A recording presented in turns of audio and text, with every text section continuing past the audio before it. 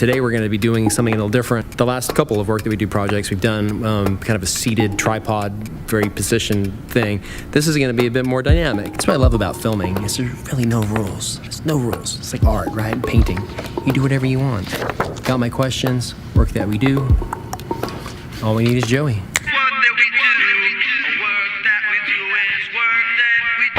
My name is Joseph Ibarra. I'm 24 years old, and I'm a vintage t-shirt reseller and a reseller of all sorts of goods so that I can get my hands on them.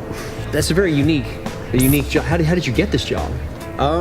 Well, it started as just I was collecting first, just for myself, and then I ended up with so much stuff, and I was coming across stuff that I didn't really want that much, but I knew somebody else would and would probably buy it, so I just started reselling stuff that I was coming across. That's kind of cool. Yeah. Just filled up and you're like, I can't use this. Yeah, my mom always would take me to garage sales, estate sales, and flea markets and stuff like that. And I started noticing it was becoming more popular. Me always skateboarding, I liked, the styles and how, all the skaters dressed and stuff like that. So that's what mainly influences me, is a lot of the skate stuff, or like music is probably my more knowledgeable, when it comes to t-shirts. What interests me the most is like music and skateboard and stuff, and video game stuff also. Sweet. So what hours do you work? Okay, since I'm my own boss, I'm working from whenever I'm up to the time I go to sleep. I'm always on my phone or doing something that's work related. But typically I'm up at 8 a.m. Fulfilling all the packages and stuff that I've got purchased the day before, the night. There will be buyers from overseas that purchase my stuff at 2 in the morning, so I have to fulfill that, get that stuff shipped out. And around 10 o'clock I'll usually go hit the post office first, and then thrift stores or whatever kind of sales that I have sourced for myself that day. I usually plan my day the night before, and I'm doing all my research of where I want to go that next day. All right.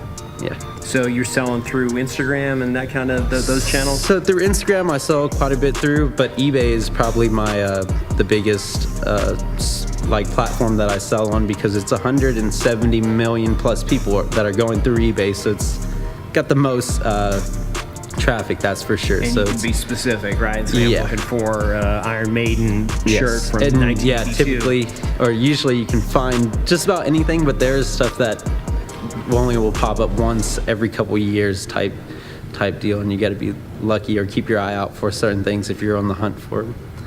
All right, dude. So I could get off script real easy, because your job is pretty cool. What type of education or training did you have to get into this? And you touched on this a bit earlier. Yeah. It was just the research and stuff that interests me. There's no classes and stuff you can take. You can watch YouTube videos, because you can learn how to just do about anything on YouTube. So definitely the internet was my biggest resource when it comes to learning, because knowledge is power when it comes to reselling anything. Because if you don't know, you might be buying a wrong model that's not worth money, and it's always a gamble kind of when you're investing your money in something that you think you can make something off of. Yeah, no, because you really got to know your stuff. Makes a whole lot of sense. Yeah. So you kind of said your typical day. How do you spend your day? You spend your day going. You said going to sales, or just on the computer. I'll be still doing work on my phone, buying stuff from other people that I can still make more money off of. Sometimes people don't know pricing quite well on certain platforms, and you can find some good deals. So I do a lot of reselling from people that are also reselling if they don't know an exact value of certain things. Right. So kind of helping them out, or taking advantage maybe, or Well, if you can get are happy. They both made the sale, you saw value in that. Mm-hmm. So what's the most expensive, I know we can talk about item, what's the most expensive shirt that you've sold?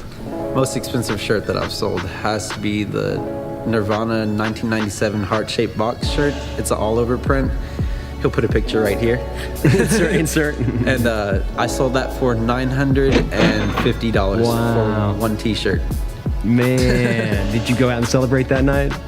Not that night, but I'm sure I did. I sat on it for a couple months, maybe like 2 months. It's a very in-demand shirt because Justin Bieber wore it, which made it worth a lot more, I guess, apparently, which is not really a thing that happens with too much, was just stuff that Justin Bieber wears. It's like usually like Kanye or Travis Scott wears it. Sure. And sometimes these bands, they'll just skyrocket the prices. It's kind of unfair to the real collectors sometimes because it's got these people that are more into the hype that see them wearing it and then they drive the price up. So was that through an eBay purchase, that one, or eBay sale? The Nirvana? The Nirvana? No, I actually thrifted that for $2. Wow. Yeah, so that's definitely my biggest come up. I'm hunting, looking for a come up. This is Profit margin crazy ever. I mean, I've done well, but never owned a shirt that I've sold for that much.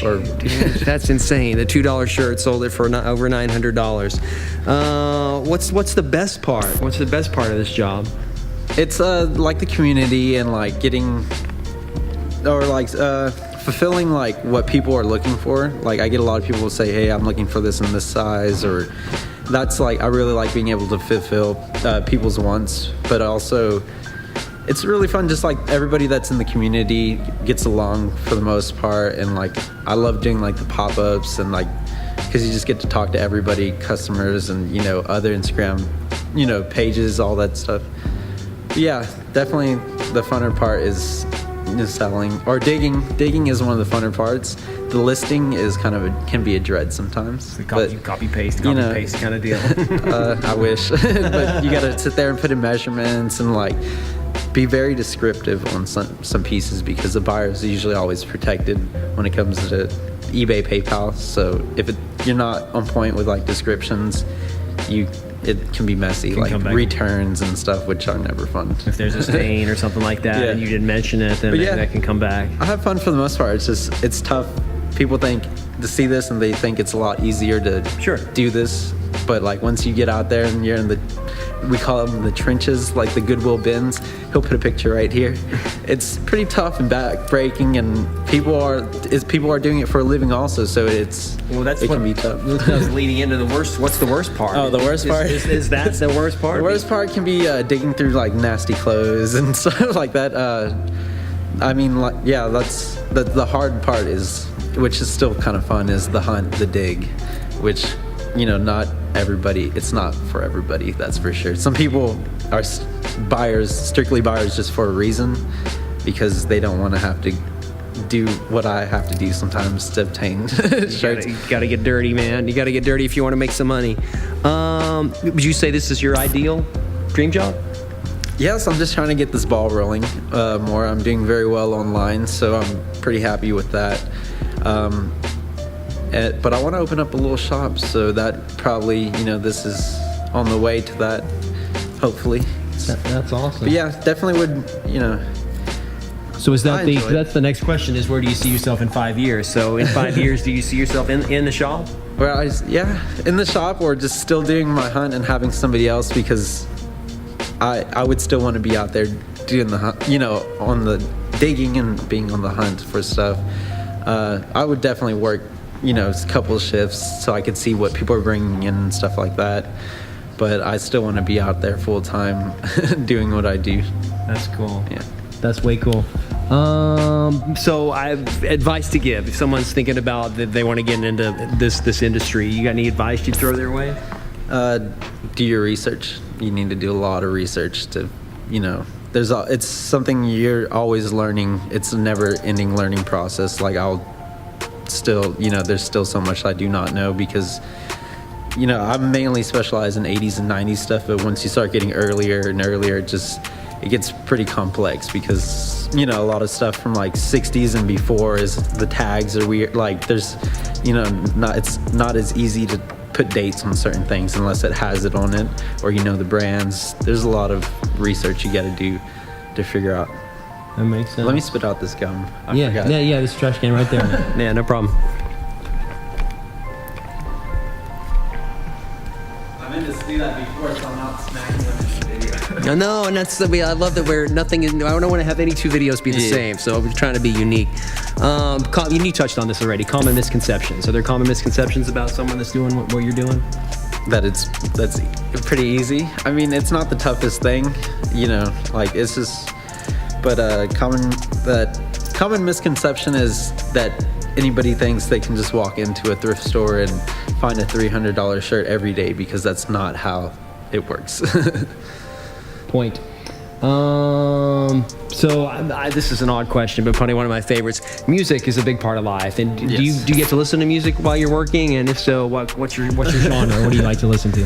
I like the Beatles a lot. So I mean, usually if I'm like at thrift stores or state sales, garage sales, I usually have headphones in or something like that, because the music they play is pretty generic. But you can catch me listening to a lot of the Beatles, Rolling Stones, Led Zeppelin, stuff. I like a lot of rock and the not classic, but the older stuff. Yeah, it almost goes along with you. I'm looking at the Beatles shirt now. It almost goes along with the stuff that you're selling. I wonder if that's subliminal or coincidence. Do you get vacation time? Do you schedule vacation time? Are you a workaholic? I was just talking about this the other day, because like my friends, they want to go on a vacation, and I'm like, well, I don't really need a vacation, because I own my own time so much that I can kind of do whatever I want whenever. But I would still make my vacations into buying trips, and that's what tends to happen. I was just in Mexico a couple months ago, and I end up at the flea markets and the thrift stores dragging my cousins along, even though we're supposed to be on vacation. You can't help yourself. Yeah, no. Oh man, future plans way down the road, like retirement way down the road. Do you got dreams for that life, or is that too far? Well, like I said, I want to eventually open up a shop, but I want to get more into antiques and bigger stuff like signs and toys and I'm already getting into toys and video games, but I want to incorporate all that stuff together to have something pretty neat and genuine, because there's not a lot of shops. Like it's either just like antique or just video games or just t-shirts. I want to like have kind of a combined like mega vintage types boutique store. You get what I'm saying? Yeah, dude, that's sick, man. I'd be there. I'd shop there. Shoot, we rocked through this really quick. Last question. Had it to do over, would you do it again? To do what? This path, this choice, this career. Oh yes, of course. Every day I'm having fun doing what I do, because I love just like styles and t-shirts and music, and it kind of all incorporated itself. Like I was kind of not sure what I wanted to do with myself here a couple years ago, before I discovered this, like the whole resale community and just collecting and stuff like that. Awesome. Joey, that's it, brother. That's all I got, man. You killed it, dude. Thank you so much for doing it. No problem. Thank you, Doug. No, of course. And that's the work that we do. Right? That is the work that we do. Hey, I'm on vacation every single day, cause I love my occupation. On the next work that we do, join me, Sarah Badran, as I talk about my job as the publicist and brand manager for my company, Creative Currency. So hit the follow and subscribe button and that little bell notification too, and keep up with the work that we do. See you soon. And it's cold. It's cool. Thanks. Cole came in.